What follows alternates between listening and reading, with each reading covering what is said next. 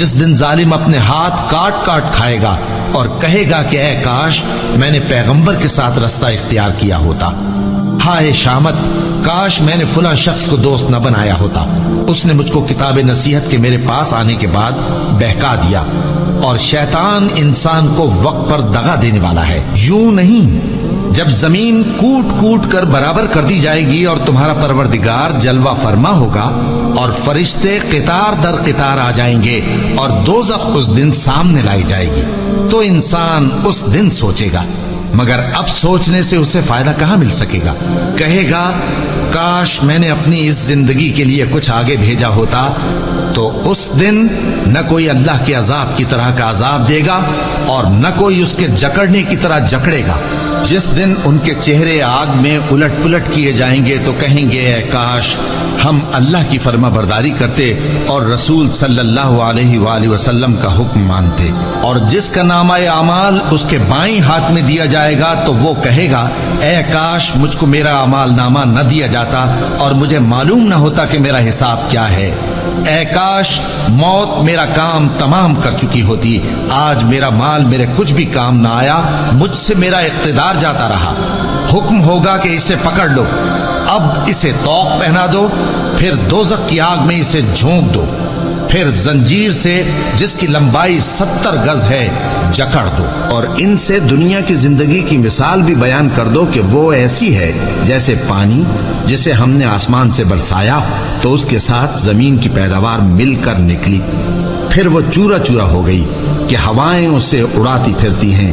और अल्लाह तो हर चीज पर कुदरत रखता है। माल और बेटे तो दुनिया की जिंदगी की रौनक व जीनत हैं, और नेकियां जो बाकी रहने वाली हैं वो सवाब के लिहाज से तुम्हारे परवरदिगार के यहाँ बहुत अच्छी और उम्मीद के लिहाज से बहुत बेहतर हैं। और जिस दिन हम पहाड़ों को चलाएंगे और तुम जमीन को साफ मैदान देखोगे और इन लोगों को हम जमा कर लेंगे तो इनमें से किसी को भी नहीं छोड़ेंगे और सब तुम्हारे परवरदिगार के सामने सफ बांध कर लाए जाएंगे।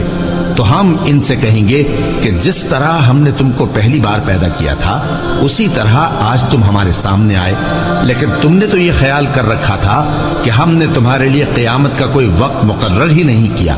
और आमाल की किताब खोल कर रखी जाएगी तो तुम गुनाहगारों को देखोगे कि जो कुछ उसमें लिखा होगा उससे डर रहे होंगे और कहेंगे हाय शामत, ये कैसी किताब है कि न छोटी बात को छोड़ती है न बड़ी को, कोई बात भी नहीं मगर उसे लिख रखा है, और जो जो अमल किए होंगे सबको हाजिर पाएंगे और तुम्हारा परवरदिगार किसी पर जुल्म नहीं करेगा। काश तुम इनको उस वक्त देखो जब ये दोज़ख के किनारे खड़े किए जाएंगे और कहेंगे कि ऐ काश हम फिर दुनिया में लौटा दिए जाएं ताकि अपने परवरदिगार की आयतों की तकजीब न करें और मोमिन हो जाएं।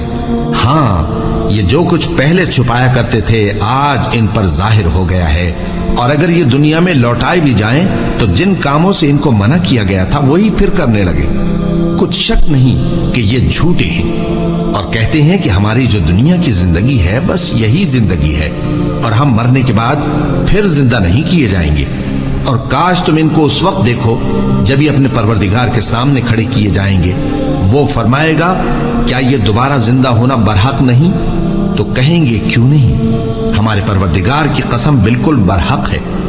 अल्लाह फरमाएगा अब कुफ्र के बदले जो दुनिया में करते थे अजाब के मजे चखो। जिन लोगों ने अल्लाह के रूबरू हाजिर होने को झूठ समझा वो घाटे में आ गए, यहां तक कि जब उन पर क़यामत नागहां आ मौजूद होगी तो बोल उठेंगे कि हाय उस कोताही पर अफसोस है जो हमने क़यामत के बारे में की। और वो अपने अमाल के बोझ अपनी पीठों पर उठाए हुए होंगे। देखो जो बोझ ये उठा रहे हैं बहुत बुरा है, और दुनिया की जिंदगी तो एक खेल और मशगला है, और बहुत अच्छा घर तो आखिरत का घर है, यानी उनके लिए जो अल्लाह से डरते हैं। क्या तुम समझते नहीं? ये लोग इसी तरह गफलत में रहेंगे यहां तक कि जब इनमें से किसी के पास मौत आ जाएगी तो कहेगा कि ऐ परवरदिगार मुझे फिर दुनिया में वापस भेज दे ताकि मैं उसमें जिसे छोड़ आया हूं नेक काम किया करूं। हरगिज नहीं, ये एक ऐसी बात है कि वो इसे जबान से कह रहा होगा और इसके साथ अमल नहीं होगा। اور ان کے پیچھے برزخ ہے جہاں وہ اس دن تک کہ دوبارہ اٹھائے جائیں گے رہیں گے. پھر جب سور پھونکا جائے گا تو نہ تو ان میں قرابتیں رہیں گی اور نہ ایک دوسرے کو پوچھیں گے. تو جن کے اعمال کے بوجھ بھاری ہوں گے تو وہی کامیاب ہیں، اور جن کے بوجھ ہلکے ہوں گے وہ لوگ ہیں جنہوں نے اپنے آپ کو خسارے میں ڈالا، ہمیشہ دوزخ میں رہیں گے. آگ ان کے چہروں کو جھلس دے گی اور وہ اس میں بد شکل ہو رہے ہوں گے. کیا تم کو میری آیتیں پڑھ کر نہیں سنائی جاتی تھیں؟ پھر تم تو ان کو جھٹلائے ہی جاتے تھے.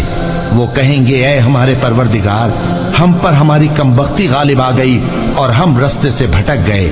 اے پروردگار، ہم کو اس میں سے نکال دے، اگر ہم پھر ایسے کام کریں تو ظالم ہوں گے. فرمائے گا کہ اسی میں ذلت کے ساتھ پڑے رہو اور مجھ سے بات نہ کرو.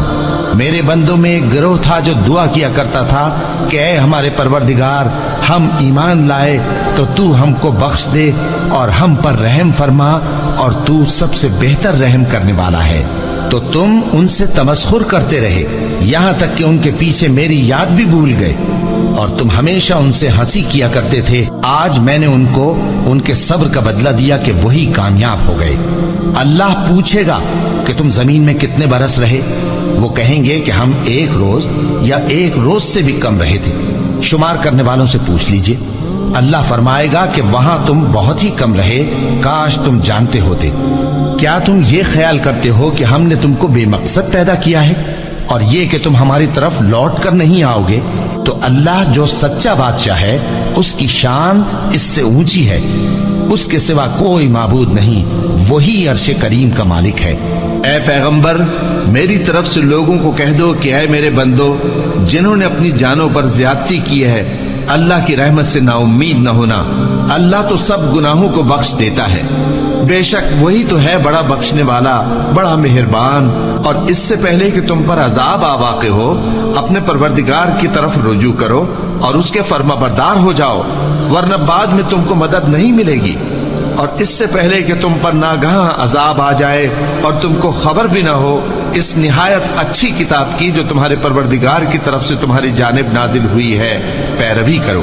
ایسا نہ ہو کہ اس وقت کوئی شخص کہنے لگے کہ ہائے اس کوتاہی پر افسوس ہے جو میں نے اللہ کا حق ماننے میں کی اور میں تو ہنسی ہی کرتا رہا، یا یہ کہنے لگے کہ اگر اللہ مجھ کو ہدایت دیتا تو میں بھی پرہیزگاروں میں ہوتا، یا جب عذاب دیکھ لے تو کہنے لگے کہ اگر مجھے پھر ایک دفعہ دنیا میں جانا ہو تو میں نیکوکاروں میں ہو جاؤں. ارشاد ہوگا کیوں نہیں، میری آیتیں تیرے پاس پہنچ گئی تھی مگر تو نے ان کو جھٹلایا اور شیخی میں آ گیا اور تو کافر بن گیا.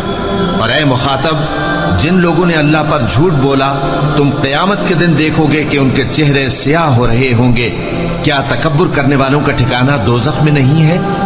اور جو پرہیزگار ہیں ان کی کامیابی کے سبب اللہ ان کو نجات دے گا، نہ تو ان کو کوئی تکلیف پہنچے گی اور نہ وہ غمناک ہوں گے. اللہ ہی ہر چیز کا پیدا کرنے والا ہے اور وہی ہر چیز کا نگراں ہے.